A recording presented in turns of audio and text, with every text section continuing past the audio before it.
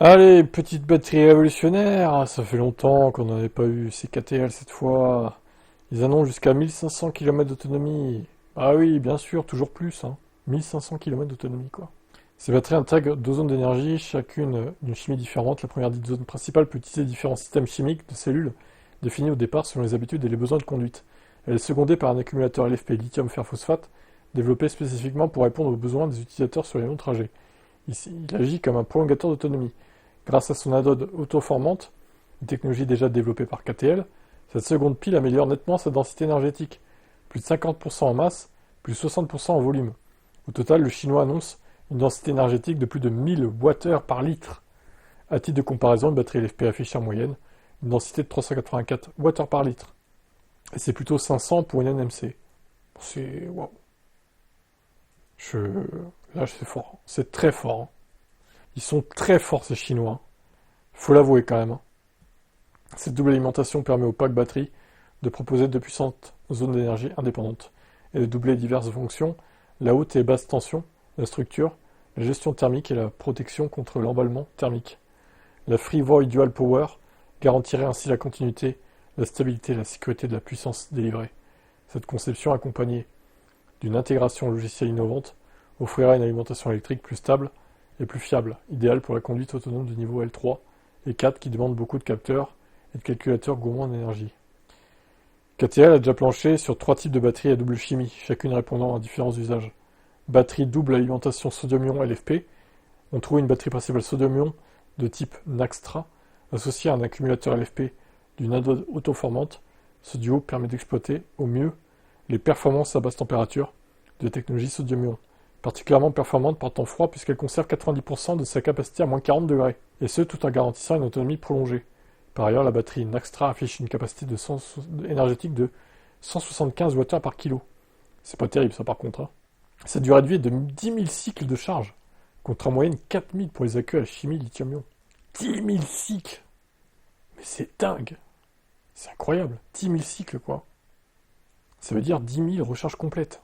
Vous vous rendez compte que même si la batterie elle fait la taille pour faire 100 km d'autonomie, quoi, on va dire, eh ben, tu peux faire 1 million de kilomètres avec si peu d'autonomie. C'est... waouh. Bon, sinon, il y a une batterie à double alimentation LFP-LFP. Cette fois, la batterie secondaire LFP à anode auto-formante est couplée avec un accumulateur principal LFP également, mais de type Shangxing, à charge ultra rapide. Là encore, une technologie développée par KTL. Le temps de charge de 0 à 80% en 15 minutes. Cet ensemble promet une autonomie de 1000 km. Pour les berlines à empattement de 3 mètres. 1000 km, c'est déjà très bien, hein. Même si c'est le cycle chinois, ça fait 750-800 chez nous, quoi. Bon, sinon, tu as du batterie double alimentation NMC LFP, NMC NMC. Ici, on trouve une batterie principale NMC qui fonctionne en duo avec une pile LFP équipée d'une anode auto-formante. L'ensemble peut fournir plus de 1 MW de puissance. Et même lorsque la charge chute à 20%, la puissance délivrée reste au-dessus de 600 kW. Une version améliorée de ce duo avec une batterie NMC dotée d'une anode auto-formante offre une capacité de plus de 180 kWh dans les berlines en pointement de 3 mètres et dépasse donc la barre des 1500 km d'autonomie. Donc ce qui ferait 1200 chez nous en WLTP, ce qui est énorme. En combinant plusieurs types de chimie, la batterie électrique à double puissance FreeVoid Dual Power promet donc de s'adapter à tous les utilisateurs et de personnaliser les performances des accumulateurs selon le segment du véhicule et son tarif. KTL espère bien voir cette technologie arriver sur les premiers modèles de série d'ici 2027-28. Mais le géant chinois compte aussi proposer son innovation au secteur des transports de façon plus globale, les bus électriques, les poids lourds, les avions, les navires, etc. J'avoue, sur les semis, les camions, ça serait utile ça aussi. Ouais, mais les années qui viennent, ça va être incroyable, hein. Les technologies, elles vont, d'ici 4-5 ans, on va avoir des VE qui vont faire 1000 km, ça sera la norme, hein. Je suis sûr qu'en 2030, on aura plusieurs qui feront 1000 km de LTP déjà. Et pas hyper cher, c'est ça le pire.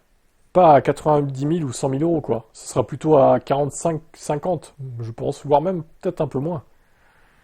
Ça va évoluer tellement vite. C'est pour ça, si vous avez déjà un VE, franchement, économisez et attendez plutôt 2029-2030 pour le changer, parce que je pense qu'on va arriver dans une année de transition, là, dans des années de transition, et il va y avoir un step, ça va évoluer fortement d'un coup, et autant attendre. Avant de changer votre VE, même il a 5-6 ans, attendez quoi. Après, pour ceux qui ont déjà une thermique et qui réfléchissent à passer au VE, bah, au pire, prenez un VE d'occasion, si vous n'avez pas trop les moyens. En attendant que les VE évoluent, j'ai envie de dire. Essayez d'en trouver un d'occasion. Franchement, il y en a à des bons prix, hein, pour l'instant, hein. Mais là, on va avoir un gap technologique avec toutes les annonces là, de batteries prometteuses. C'est incroyable. Hâte de voir ce qui va se passer, hein.